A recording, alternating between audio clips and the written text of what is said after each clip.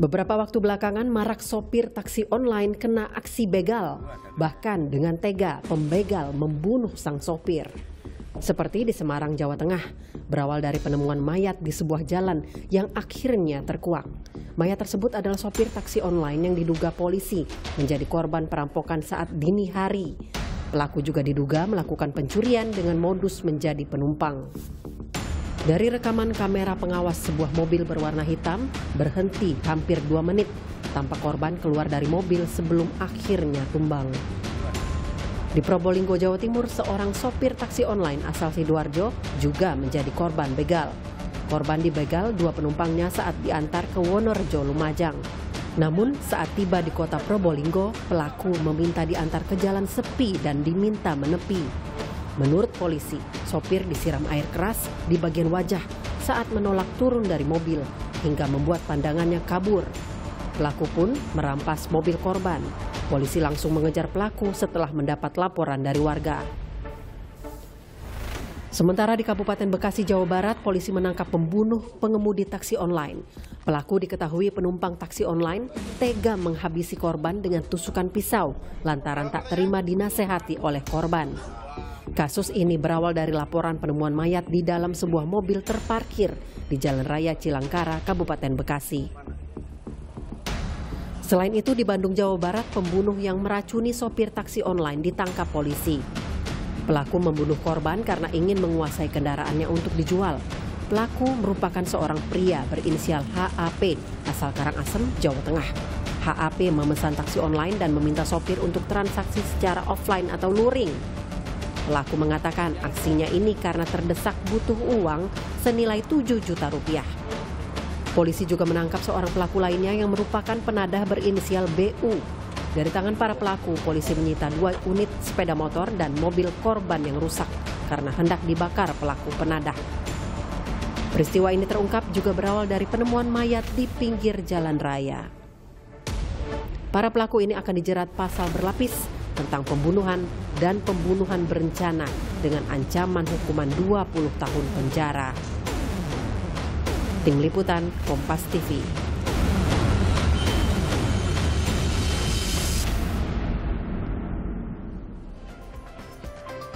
Ya, aksi begal seperti yang Anda lihat tadi terjadi di beberapa lokasi, dan kali ini bukan hanya pesepeda motor yang terkena aksi perampokan dengan kekerasan ini, namun juga pengendara mobil, khususnya pengendara ataupun pengemudi taksi online. Pelaku bermodus menjadi penumpang lalu melakukan aksi kejahatannya. Nah, bagaimana agar tidak terjadi lagi kejahatan serupa? Karena selama ini penumpang atau pengguna biasanya menjadi raja bagi aplikasi online. Bagaimana menjamin keamanan para sopir taksi online? Kami akan membahasnya bersama ada Wakapolres Tabes Semarang, AKBP Wiwit Ari Wibisono yang sudah bergabung. Ada kriminolog Adrianus Meliala dan Ketua Umum Asosiasi Driver Online, Taha Syafaril. Selamat pagi, Prof. Adrianus. Selamat pagi, Mas Taha. Selamat pagi, Pak Wiwit. Ya, selamat pagi. Selamat pagi. Selamat pagi. Terima kasih sudah bergabung bersama kami. Saya ke Pak Wiwit. Bersyukur sudah tertangkap ya Pak untuk pelakunya. Apa informasi yang sudah didapatkan yang akhirnya mendorong pelaku ini untuk melakukan aksinya dan terutama sampai menyebabkan tewasnya driver taksi online ini?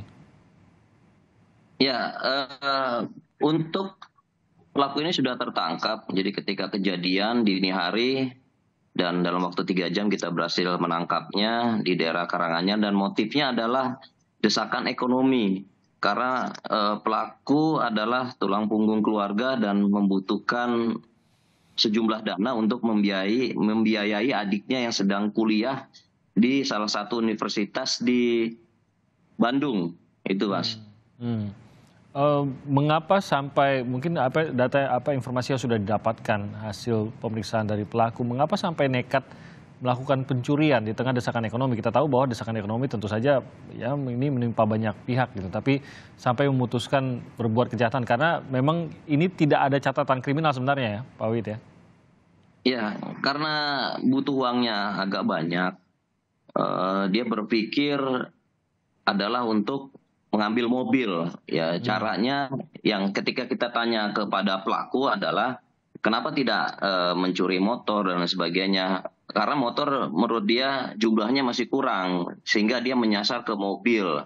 Dan dia berpikiran pendek untuk mencuri mobil dengan cara melakukan pencurian dengan kekerasan tersebut, yaitu dengan memesan ojek online, salah satu namanya Maxim kalau tidak salah, Maxim, dan ketika dia pesan, ya terjadilah pembunuhan tersebut, penusukan Itu tersebut. spontan terpikir pada saat memesan atau bagaimana? Apa memang sudah direncanakan? Dia sudah direncanakan ketika dia berpikir 1 hari sebelumnya cara untuk mendapatkan dana yang agak besar, ya dia pikir itu dengan cara memesan ojek online tersebut secara acak, lalu diancamnya dengan sebuah pisau, berharap langsung keluar pengemudinya, tetapi karena melawan akhirnya ditusuk, itu saja Mas. Jadi tidak ada maksud sebenarnya, tapi akhirnya terjadilah dan terjadi terenggutlah nyawa begitu. Ya. Kalau dilihat dari rencananya, apakah sudah direncanakan juga mengenai bagaimana nanti menjualnya dan lain-lain, sudah sampai ke sana belum ya Pak Wid? Ya, dia sudah rencanakan juga, rencananya ketika sudah didapatkan mobil itu, dia rencananya mau menjual lewat online, itu saja, lewat medsos-medsos yang sekarang marketplace seperti itu. Oke, jadi bukan melalui penadah atau apa gitu ya? Ya, rencananya lewat marketplace secara online. Dia merencanakannya demikian. Oke, baik. Saya ke Mas Taha. Mas Taha, mungkin ini menjadi kekhawatiran utama nih teman-teman yang saat ini berprofesi sebagai sopir taksi online. Baik motor maupun mobil juga ini mengalami hal demikian. Mungkin dari beberapa kasus yang kita hadirkan tadi, apa yang saat ini paling menjadi kekhawatiran utama dan bagaimana mengatasi agar bisa mengamankan para driver saat ini? Apa yang dilakukan oleh para mitra driver untuk mengamankan dirinya di tengah kondisi seperti ini? Ya, terima kasih. Selamat pagi semuanya.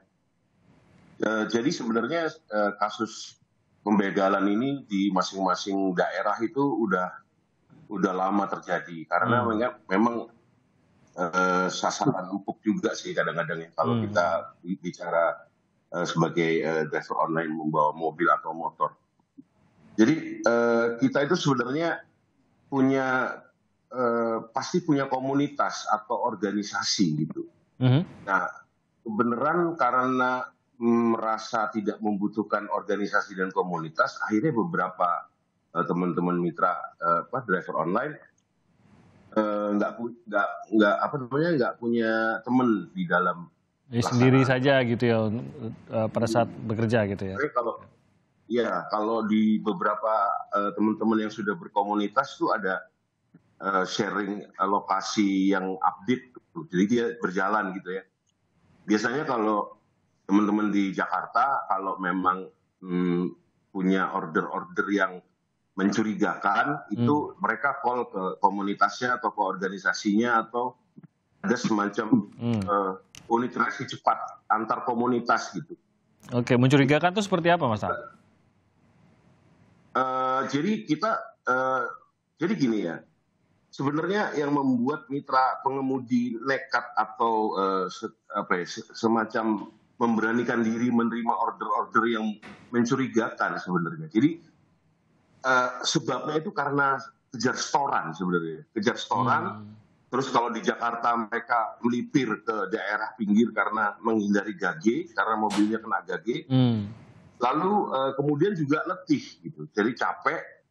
Misalnya gini, saya dapat order mahal nih, 170.000 misalnya, jam 9 malam atau jam 8 malam lah, ke arah Bogor atau ke arah gunung di sekitaran Bogor misalnya.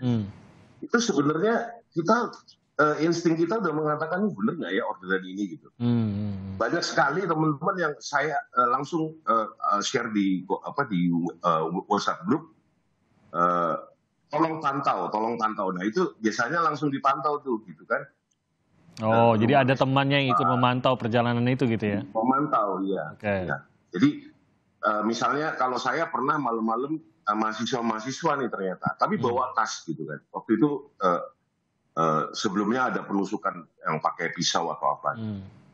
Saya setengah agak takut gitu pada saat itu. Lalu kemudian saya beranikan terima karena arahnya juga masih aman gitu ya, menuju daerah ramai gitu.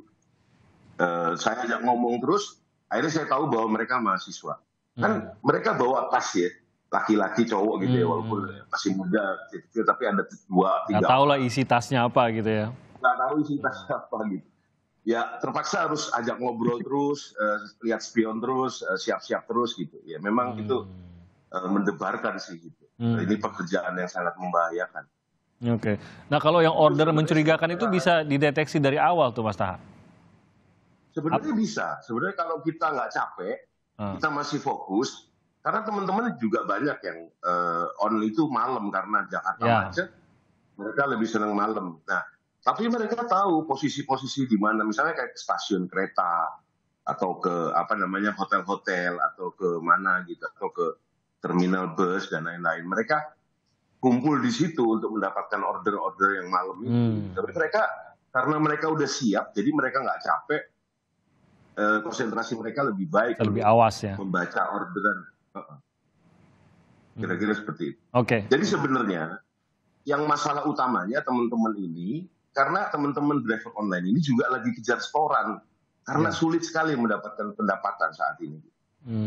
Oke. Jadi itu mendesak akhirnya mungkin orderan yang mereka curigai atau sebenarnya mereka enggan tetap diambil gitu ya, alasannya untuk mengejar setoran tadi.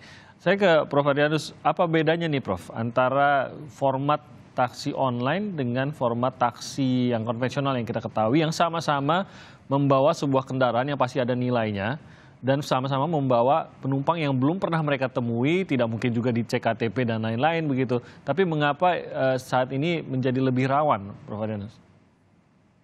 Ya, bayangkan pada taksi konvensional maka terdapat signage yang memudahkan pengemudinya untuk mendapatkan pertolongan jika ada apa-apa. Ya, dia bisa nyalakan lampu kuning itu, kalau ada perusahaan taksi kan dia pasang lampu kuning di sebelah lampu penanda taksinya, mengindikasikan bahwa ketika itu dinyalakan itu tandanya ada apa-apa.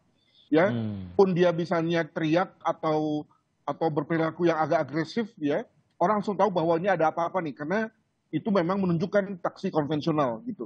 Tapi pada konteks taksi yang dikatakan oleh Mas Taha ini kan nggak begitu. Ya, situasinya kita lihat sebagai mobil biasa. Mobil pribadi bahkan ya. Menunjukkan suatu gerak-gerik yang aneh-aneh. Mungkin orang berpikir bahwa ya itu mungkin penumpangnya sedang berantem itu atau sedang marah-marahan begitu ya. Ini agak susah menurut saya, dan saya simpati pada situasi yang dihadapi oleh Mas Taha dan kawan-kawan. Ya karena memang awalnya kan memang minimum effort ya, dengan upaya minimal mendapatkan dana. Nah sekarang lalu sudah mulai dibaca sebagai peluang kejahatan, dan saya kira nggak cukup ya Mas Taha ya untuk mengandalkan pada insting saja atau estimasi-estimasi yang bersifat pribadi, karena setiap orang tentu punya persoalan yang berbeda-beda, punya daya nalar berbeda-beda, apalagi ketika sudah capek, sudah malam, mesti dikejar setoran. Saya kira memang repot itu. Saya belum bisa memberikan satu solusi, Mas Timothy. Apakah kondisi, dalam arti gini, apakah faktor eksternal dari kondisi di dalam pelayanan dari perusahaan sendiri ataupun apapun fitur pengamanan yang dari perusahaan yang sudah disiapkan, apakah faktor eksternalnya nih, Prof, dalam arti memang kejahatannya makin banyak begitu, atau memang ada format yang membuat taksi online ini lebih rentan? Ya tadi karena ini adalah mobil pribadi, maka tentu susah bagi pengelola aplikasi untuk memintakan agar tambahkan satu fitur di kendaraan. Karena saya menduga bahwa mobil yang dikendarai juga pasti dipergunakan untuk yang lain-lain. Kalau kita bicara mengenai misalnya ya cap di kota-kota besar di Eropa, itu kan semua dipasangi tirai besi itu, ya, sehingga kemudian tidak ada kontak langsung antara orang penumpang dan pengemudi. Masalahnya kan kalau dalam konteks taksi online kan nggak bisa begitu, karena ketika tidak dipakai untuk narik kan dipakai untuk kepentingan keluarga misalnya. Masa kemudian lalu di keluarga jadi saya kira kembali pada nature bahwa ini memang kegiatan sampingan, dan tapi juga sekaligus kemudian bahayanya ternyata serius ya. Kegiatan sampingan namun bahaya serius ini. Begitu. Oke. Tapi ini kan tetap adalah warga yang harus dijamin keselamatannya begitu dan rasa amannya gitu, Prof. Tanggung jawabnya bagaimana ya, Prof? Kalau begini, dalam arti ya seperti tadi, kalau dipasang pengaman barrier antara driver dengan yang belakang, bisa saja, tapi kan satu biaya, yang kedua adalah itu mobil dipakai lagi oleh keluarga gitu. Masa seperti Prof bilang tadi, masa ada barrier sama anak saya di belakang gitu. Tapi bagaimana menjaminnya itu, apakah memang dari perusahaan kah atau memang diserahkan pada masing-masing pemilik mobil kah untuk... Mungkin analoginya begini Mas, mungkin pada waktu kita era pandemi kemarin, itu kan setiap pengemudi online, ojek kan, taksi online kan juga diberikan semacam barrier plastik ya. Misalnya. Ya, menerima penumpang hanya kalau pakai masker, ya, atau bahkan juga ditanyakan misalnya sudah vaksin atau belum. Nah, dengan memakai analogi itu, bisa nggak kemudian kepada semua penumpang yang sekarang itu juga dipakai pendekatan seperti itu? Jadi ada semacam syarat gitu ya untuk memastikan bahwa tidak membawa senjata tajam atau yang lain, artinya tidak datang dengan pasrahan saja gitu. Nah, tapi tentu saja ini juga harus ada pertimbangan, karena nanti kemudian si penumpang merasa tersinggung, merasa nggak mau naik taksinya, itu juga jadi masalah kan. Tapi yang jelas bahwa kalau berkaca pada pengalaman di berbagai negara, saya pernah misalnya naik taksi online di kota saya belajar dulu, itu dia bilang begini, ketika ada penumpang yang sudah mulai bau-bau alkohol saja, langsung tolak tuh gitu ya. Langsung kemudian ada fitur yang kemudian diaplikasikan ketika dia melihat bahwa penumpangnya itu bau-bau alkohol. Nah, boleh ditolak. Iya, apakah hal begitu juga bisa dilakukan di Indonesia? Nah, itu kembali pada kerjasama antara pengemudi dan perusahaannya. Demikian. Oke, kita akan kembali lagi membahas hal ini, bagaimana agar bisa semakin menjamin keamanan dari para pengemudi, karena kita tidak ingin kasus seperti ini terjadi lagi. Kami akan kembali dengan pembahasannya usai jeda. Kembali lagi di Sapa Indonesia Pagi, kita masih berbicara terkait dengan beberapa kasus kejahatan begal yang menimpa taksi online atau driver dari taksi online. Kita masih bersama Prof Adrianus, ada Mas Taha dari Ketua Umum Asosiasi Driver Online, dan juga dari Kepolisian Semarang ada AKBP Wiwit Ari Wibisono. Saya ke Pak Wiwit, mencari pelaku, khususnya identitas pelaku, karena seharusnya kan kalau memang memesan itu ada data yang dimasukkan gitu. Itu dari pelaku ini sesuai tidak data yang dimasukkan pada saat memesan dengan data pribadi sebenarnya pelaku? Ya, kebetulan sesuai Mas. Jadi tapi kita mencari bukan dari berdasarkan itu. Karena kami di Semarang ini sudah banyak dilengkapi teknologi yang untuk dapat kita membantu mengungkap sebuah kejahatan. Karena kami di Semarang ini sudah ada hampir CCTV hampir setiap RT. Jadi setiap RT itu ada 2 CCTV yang mengcover di wilayah Semarang ini. Belum lagi CCTV yang ada di setiap rumah ataupun setiap perusahaan ataupun pertokoan, sehingga sangat bisa membantu dalam hal pengungkapan. Dan ini juga kita aplikasikan ke dalam sebuah handphone yang masyarakat pun bisa mengakses CCTV tersebut, dan ada juga panic button-nya, sehingga masyarakat juga bisa ikut berperan serta dalam melaporkan apabila ada kejadian kejahatan yang terjadi, terutama CCTV Mas. Kita bisa mengurut kejadian itu dari mulai tempat kejadian sampai dengan arah TKP kita penangkapan itu Mas. Jadi mengikuti mobil itu setiap belok dan berjalan tuh ada CCTV yang bisa menangkapnya gitu ya. Karena Semarang itu lengkap. Nah, langkah mungkin saran atau mungkin langkah dari kepolisian sendiri bagaimana, khususnya untuk driver taksi online ini, karena kalau tadi yang kita bicarakan, kalau langkah-langkah preventifnya ada beberapa yang sulit untuk dilakukan seperti barrier atau mungkin ada langkah dari perusahaan sendiri, akan lambat gitu. Tapi kan ini saat ini pun kita tahu mungkin ada ribuan yang saat ini sedang beroperasi setiap saat gitu. Dari Semarang mungkin bisa diceritakan Pak Wiwit, apa yang bisa dilakukan? Mungkin ada saran juga. Ya, kami tetap menghimbau rencananya dengan Pak Kapolrestabes, kita akan menghimbau atau mengumpulkan para driver dari mulai ketuanya, nanti kita akan mengumpulkan para driver ojek online ini untuk mementingkan keselamatannya juga, untuk memasang sebuah barrier yang murah, yang portable, yang gampang untuk dilepas, mungkin dari akrilik saja. Dan bisa disesuaikan dengan hembusan angin AC, juga mungkin dikasih lubang-lubang yang banyak sehingga anginnya itu bisa sampai ke belakang dan menghambat pelaku kejahatan apabila ingin beraksi untuk melakukan kejahatan tersebut. Dan mungkin juga akan merambah ke perusahaannya itu sendiri. Apabila perusahaan itu sendiri mensyaratkan para driver dengan mobilnya tertentu dan mensyaratkan dengan barrier, saya rasa bisa. Apalagi kan perusahaan ini juga mensyaratkan ada SKCK, mensyaratkan mobil tertentu.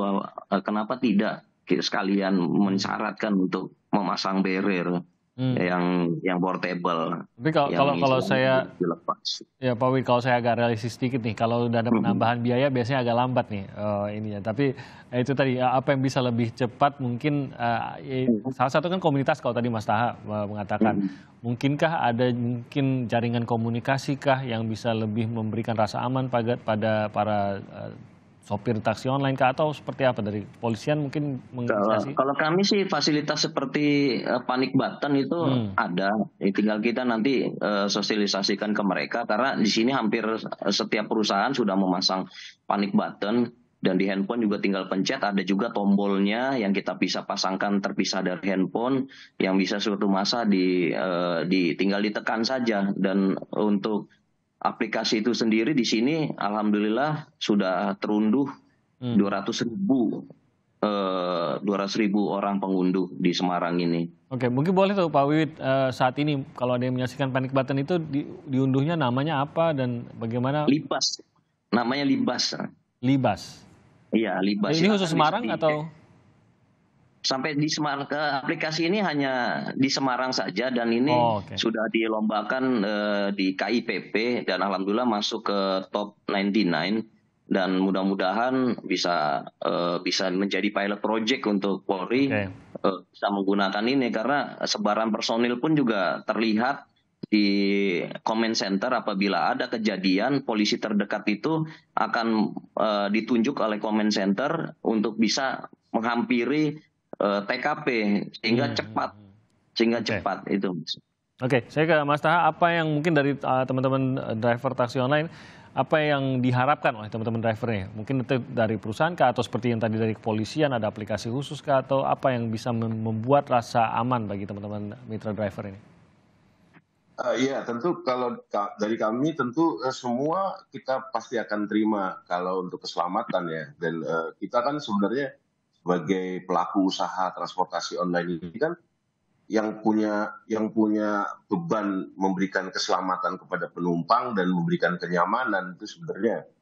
Jadi ya pertama sih kalau dari kami harus ada keseimbangan juga terhadap aplikasi. Jadi aplikasi itu harus menganggap bahwa mitra pengemudi atau driver online dan penumpang itu sama-sama customer mereka gitu, sehingga mereka juga punya acuan-acuan atau upaya-upaya untuk mengamankan kedua belah pihak gitu. Nah ini yang belum terjadi sebenarnya. Kita lebih sering menjadi tertuduh gitu ya. Maksudnya yang diduga jadi pembegal karena kan kita yang verifikasi wajah, kita yang harus mengupdate kendaraan kita dan lain-lain. Jadi upaya-upaya fitur-fitur seperti itu tidak ada di penumpang. Nah itu juga harus diadakan keseimbangan. Jadi, mengenai signage atau tanda-tanda lampu-lampu, sebenarnya dulu pernah ada kasus di PM sebelumnya, peraturan Menteri Perhubungan sebelumnya, itu kita di stikerin sebenarnya. Nah tapi ternyata peraturan Menteri itu di judicial review oleh beberapa teman-teman driver online yang saya juga nggak kenal mereka, akhirnya digugurkan PM 108. Munculnya PM 108 ini yang baru ini, yang kita pakai sampai sekarang, itu nggak boleh ada stiker, tidak ada stiker gitu. Nah, sering kita ngobrol dengan teman-teman Kementerian Perhubungan, dan BPTJ dan kepolisian di Jakarta, memang kita masih belum ketemu nih sebenarnya apa yang paling aman buat kita di Jakarta. Kalau di negara lain seperti di Singapura, saya tahu mereka harganya sama dengan taksi konvensional, jadi mereka nggak keberatan di stikerin aplikasi gitu, karena harganya sama gitu, diperlakukannya sama dan tidak ada bedanya. Nah, jadi artinya bahwa sebenarnya yang membuat teman-teman agak keberatan dengan atribut-atribut yang diberikan oleh aplikasi dan pemerintah dalam hal ini, karena kita merasa bahwa ya seolah-olah kayaknya pendapatan kita terus turun gitu. Jadi itu yang menjadi alasan. Dan memang saya tadi jelaskan tidak ada matrix allocation risk dalam bisnis ini. Jadi semua risk atau semua risiko ada di kita gitu, di mitra gitu seolah-olah. Oke, Prof. Adrianus, kalau kita lihat ini kan sebenarnya ya banyak langkah-langkah pengamanan yang mungkin ada hambatan-hambatannya. Tadi seperti kalau ada pemasangan stiker agar lebih jelas bahwa ini taksi online, ada hambatannya sendiri, pemasangan akrilik tentu saja salah satunya juga biaya yang menjadi pertimbangan dan lain-lain gitu. Tapi kita ingin agar dalam jangka pendek ini bisa dilakukan sesuatu untuk bisa lebih memberikan rasa aman. Langkah seperti apa dan siapa yang harus bergerak duluan nih Prof kalau begini nih, apakah memang dari aparat kah atau memang dari perusahaan yang bertanggung jawab? Ya kalau dibilang langkah cepat, ya harus kembali pada driver online-nya, ya membuat satu langkah-langkah pribadi terkait dengan bagaimana mengamankan dirinya. Apakah mengeluarkan cost untuk membeli nikah atau tidak mengambil orderan malam hari atau yang lain-lain yang bersifat individual assessment, ya individual judgment gitu.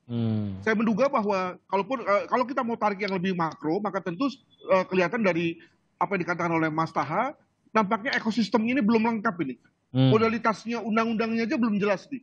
Tadi, apakah ini masuk dalam ranah perhubungan atau ranah telekomunikasi atau yang lain gitu ya. Nah, kalau itu aja belum beres kan bagaimana membuat aturan yang lebih teknis dan aturan yang bersifat melindungi. Saya kira sudah waktunya Mas Taha dan kawan-kawan untuk kita bersedia melihat kenyataan bahwa pendulum yang terlalu loose ya, gampang masuknya, asal gampang dapat uang, nggak usah mencatat siapa orangnya, itu sudah harus berubah itu agar dan pendulumnya lebih bergerak ke kanan, yang memang harus ada regulasi, harus ada aturan agar kemudian teman-teman seperti Mas Wiwit ini juga punya daya jangkau untuk membantu kita. Jadi di situ lalu kemudian perlu kita saling bernegosiasi untuk tidak usah terlalu misalnya oke lah keuntungan lebih kecil tapi aman, oke lah nggak bisa kita harus pakai seragam asal aman. Nah itu kan kita harus bernegosiasi kan, karena kalau kita memakai pendekatan yang penting minimal, yang penting untung, yang penting murah dan seterusnya, ya saya kira kita sendiri sudah merasakan bahayanya. Demikian. Salah satu yang mungkin sempat terpikirkan adalah menambahi beberapa syarat khususnya di mobil, mungkin tadi akrilik satu lagi seperti kamera dashcam gitu. Itu sebenarnya tapi ada pertimbangan masalah privacy, itu gimana Prof? Ya itu tadi kan tergantung pada individu yang bersangkutan. Kalau itu memang diserahkan pada keputusan individu driver online. Tapi kalau ini kemudian sudah menjadi satu regulasi kan udah lain cerita kan. Nah tapi regulasi kan juga mesti ada unsur plus minusnya. Ya nggak mungkin negara atau pemerintah memberikan regulasi tanpa memberikan benefit. Nah kan ini mesti diomongin nih. Nah kelihatannya ini yang belum cukup banyak diomongin. Alhasil kemudian setiap regulasi yang ada kelihatannya seperti membebani, belum kelihatan benefitnya. Nah, maka menurut saya ekosistem yang harus dibenahi dulu agar kemudian lalu pertimbangan kepolisian juga masuk, pertimbangan ekonomi juga masuk dan seterusnya. Demikian. Jadi masih banyak hal-hal mendasar yang memang harus lebih terregulasi di sini, lebih dilengkapi, dan ini sebenarnya bisa membantu keamanan baik itu penumpang maupun pengemudi. Jadi kita harapkan bagi mereka yang memang berkepentingan dan berkewenangan dalam hal ini bisa mendengarnya sehingga bisa melaksanakannya dan bisa memberikan hal-hal mendasar tadi, mulai dari pendaftaran hingga kelengkapan yang harus ada, hingga persyaratan baik itu bagi penumpang maupun bagi mitra pengemudi, ini mungkin bisa meningkatkan rasa aman dari kedua pihak ya. Baik, terima kasih banyak atas waktunya Prof. Adrianus, Pak Wiwit dan juga Mas Taha. Terima kasih. Kita berharap semoga kejahatan seperti ini terus bisa terhindari, terus bisa dikurangi dan keamanan teman-teman baik itu driver maupun dari pengemudi ini bisa lebih terjaga. Saya ucapkan selamat pagi sekali lagi. Terima kasih atas waktunya bersama kami di Sapa Indonesia Pagi hari ini. Selamat pagi.